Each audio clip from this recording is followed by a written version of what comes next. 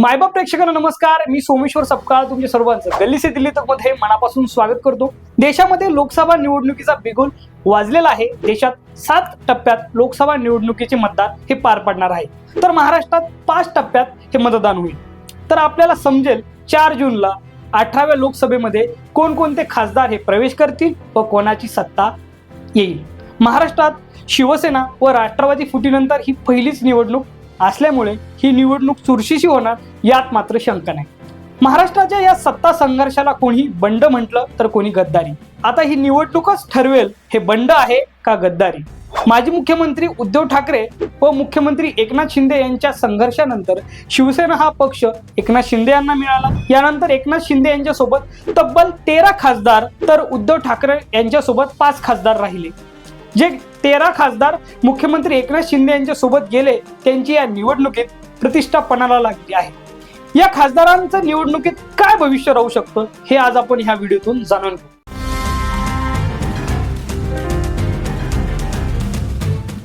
Number 1, Shrirang Barne.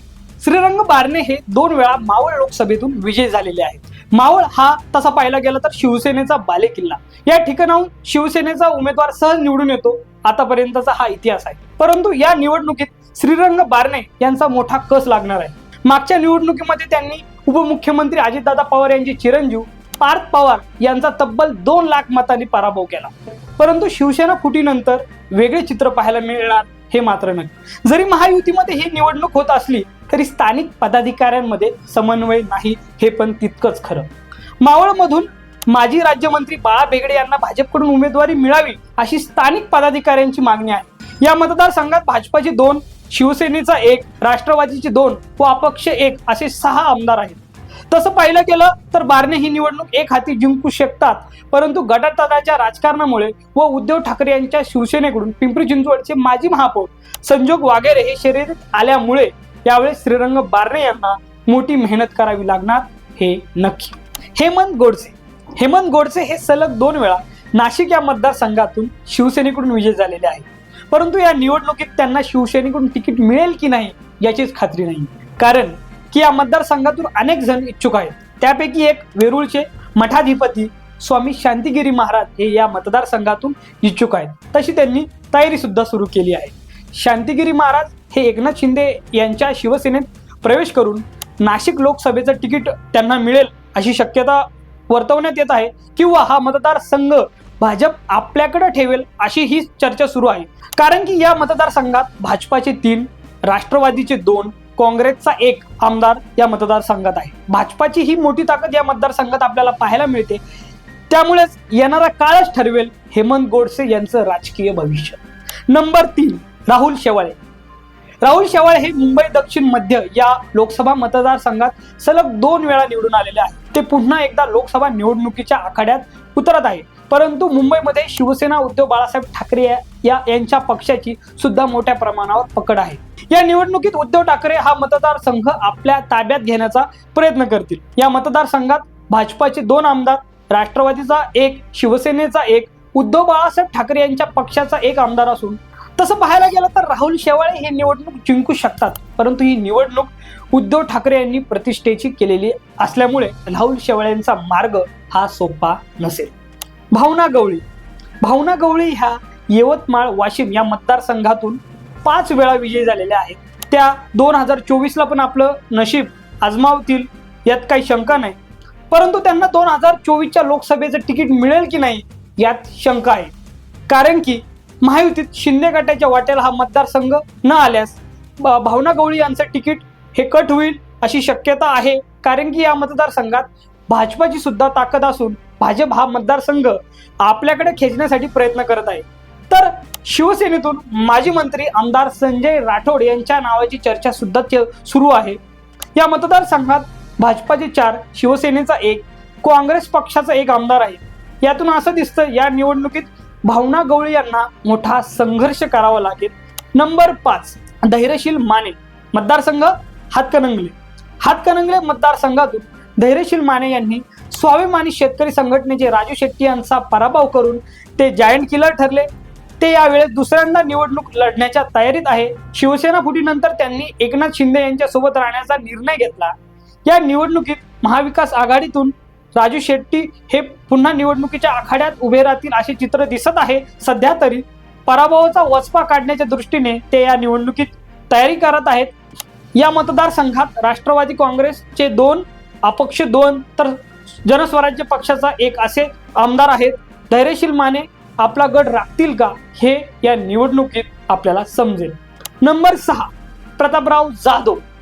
Prataprao Jadhav हे बुलढाणा मतदारसंघातून तब्बल 3 वेळा खासदार राहिलेले आहेत. प्रतापराव जाधव हे पुन्हा एकदा एकनाथ शिंदे यांच्या शिवसेनेकडून बुलढाणा लोकसभा लढवण्याची त्यांनी तयारी सुरू केलेली आहे. परंतु त्यांना तिकीट मिळेल की नाही हा सुद्धा संभ्रम आहे. या निवडणुकीत त्यांना जर तिकीट मिळाले तर मात्र या निवडणुकीत त्यांना मोठी तयारी करावी लागेल हे मात्र नक्की. कारण की शिवसेना उद्धव बाळासाहेब ठाकरे पक्ष या जागेसाठी राजकीय व भावनात्मक दृष्ट्या आग्रही आहे. बंडखोरांना कुठल्याही स्थितीत पराभूत करून त्यांना जागा दाखवायची असा शिवसेना उद्धव बाळासाहेब ठाकरे गटाचा निर्धार आहे. व शेतकरी नेते रविकांत तुपकर या निवडणुकीत जायंट किलर ठरू शकतात. त्यामुळे प्रतापराव जाधव यांना चांगली तयारी करावी लागेल. या मतदारसंघात भाजपाचे 3, शिवसेनेचे 2, राष्ट्रवादी काँग्रेस पक्षाचा 1 आमदार आहे. नंबर 7 संजय मंडलिक कोल्हापूर. 2019च्या कोल्हापूर मतदारसंघातून संजय मंडलिक हे शिवसेनेकडून पहिल्यांदा निवडून आले. त्यांच्या या विजयात काँग्रेस नेते सतेज पाटील यांची भूमिका महत्वाची राहिली. शिवसेना फुटीनंतर त्यांनी एकनाथ शिंदे यांना साथ दिली. परंतु 2024ची निवडणूक त्यांच्यासाठी सोपी राहणार नाही हे मात्र नक्की. कारण की महाविकास आघाडीकडून श्रीमंत शाहू छत्रपती महाराज यांची उमेदवारी निश्चित झाली असून संजय मंडलिक यांचा हा गड ढासळेल अशी शक्यता दिसत आहे. यामुळेच भाजप हा मतदारसंघ आपल्याकडे मिळावा अशी मागणी करत आहे. यासाठी त्यांनी ताकदही लावलेली आहे.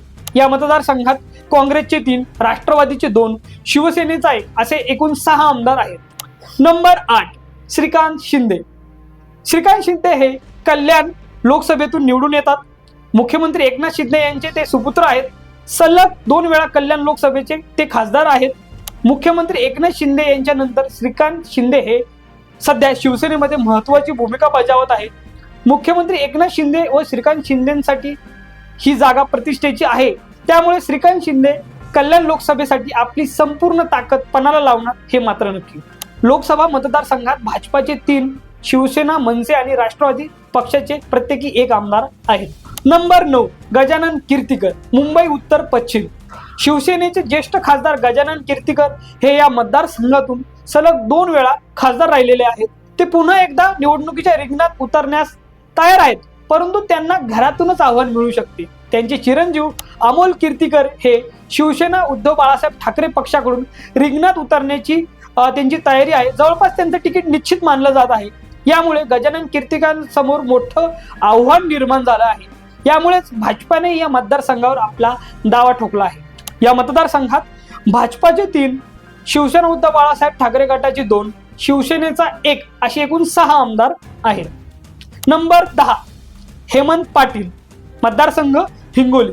हेमंत पाटील हे हिंगोली मतदारसंघात 2019 साली निवडून आले. ते पहिल्यांदाच खासदार झाले. ते आता पुन्हा एकदा निवडणूक लढण्याच्या तयारीत आहेत. शिवसेना फुटीनंतर ते शिंदे यांच्यासोबत गेले. उद्धव ठाकरे यांनी या मतदारसंघात पुन्हा एकदा आपल्या गटाचा खासदार व्हावा यासाठी जोरदार प्रयत्न सुरू केलेले आहेत. हेमंत पाटील हे विजयी होतात का नाही हा येणारा काळच सांगेल. या मतदारसंघात भाजपाचे 3, काँग्रेस, राष्ट्रवादी, शिवसेनेचे प्रत्येकी 1 आमदार आहेत. नंबर 11 राजेंद्र गावित पालघर. आदिवासी आणि शहरी भागाचा समावेश असलेला पालघर लोकसभा मतदारसंघ हा आदिवासींसाठी राखीव मतदारसंघ आहे. 2018 मध्ये खासदार चिंतामण वनगा यांच्या निधनामुळे ही जागा रिक्त झाली. त्या पोटनिवडणुकीत राजेंद्र गावित हे भाजपाकडून लढले व विजयी झाले. पुढे 2019 मध्ये ही जागा शिवसेनेकडे गेली. त्यामुळे राजेंद्र गावित यांनी शिवसेनेत प्रवेश केला. 2019च्या लोकसभेत राजेंद्र गावित हे शिवसेनेकडून विजयी झाले. शिवसेना फुटीनंतर त्यांनी शिंदेसोबत जाण्याचा निर्णय घेतला असला तरी राजेंद्र गावितांसाठी 2024ची निवडणूक वाटती तितकी सोपी ठरणार नाही. तसेच त्यांना तिकीट मिळेल का नाही याबाबत ही संभ्रम आहे. त्याचबरोबर भाजपाने ही जागा आपल्याला मिळावी यासाठी तयारी सुरू केलेली आहे. या मतदारसंघात बहुजन विकास आघाडीचे 3, शिवसेना, राष्ट्रवादी पक्षाचे प्रत्येकी 1 आमदार आहे. नंबर 12 सदाशिव लोखंडे मतदारसंघ शिर्डी. सदाशिव लोखंडे हे सलग 2 वेळा शिर्डी मतदारसंघातून निवडून आलेले आहेत. शिवसेना फुटीनंतर ते मुख्यमंत्री एकनाथ शिंदेसोबत गेले. ते पुन्हा एकदा शिर्डी लोकसभेतून तयारी करत आहेत. ते इच्छुक सुद्धा आहेत. तसं पाहायला गेलं तर या मतदारसंघात महायुतीचं वर्चस्व पाहायला मिळतं. शिर्डी लोकसभेवर महायुतीची ताकद दिसत असली तरी पक्ष फुटीमुळे उद्धव ठाकरे आणि शरद पवारांना देखील सहानुभूती नक्कीच मिळेल. याचा फायदा महाविकास आघाडीला होण्याची शक्यता आहे. तर केंद्रीय मंत्री रामदास आठवले सुद्धा या शिर्डी लोकसभा मतदारसंघातून इच्छुक आहेत.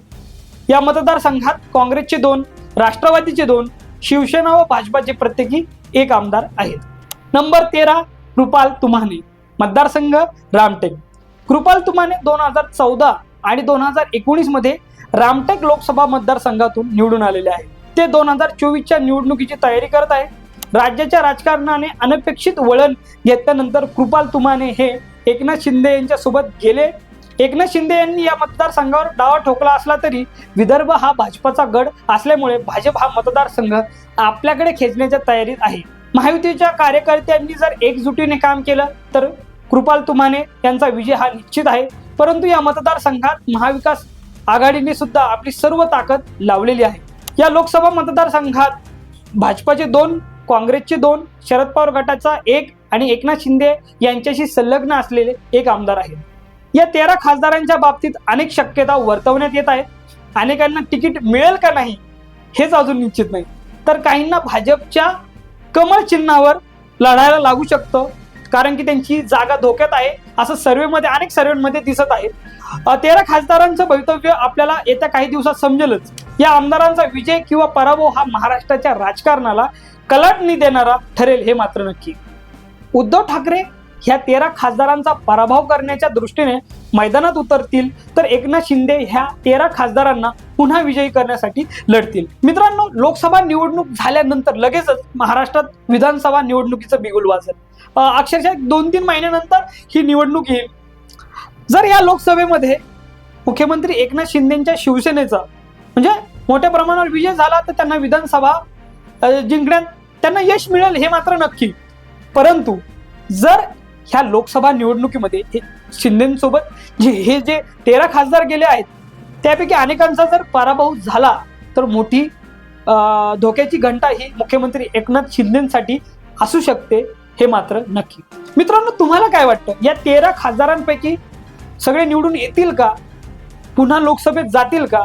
आम्हाला नक्की कमेंटद्वारे कळवा. मित्रांनो, जर तुम्हाला हा व्हिडिओ आवडला असेल तर आमच्या गल्ली से दिल्ली तक या यूट्यूब चॅनलला लाईक करा, शेअर करा आणि आमचं गल्ली से दिल्ली तक चॅनल सबस्क्राईब करा. धन्यवाद.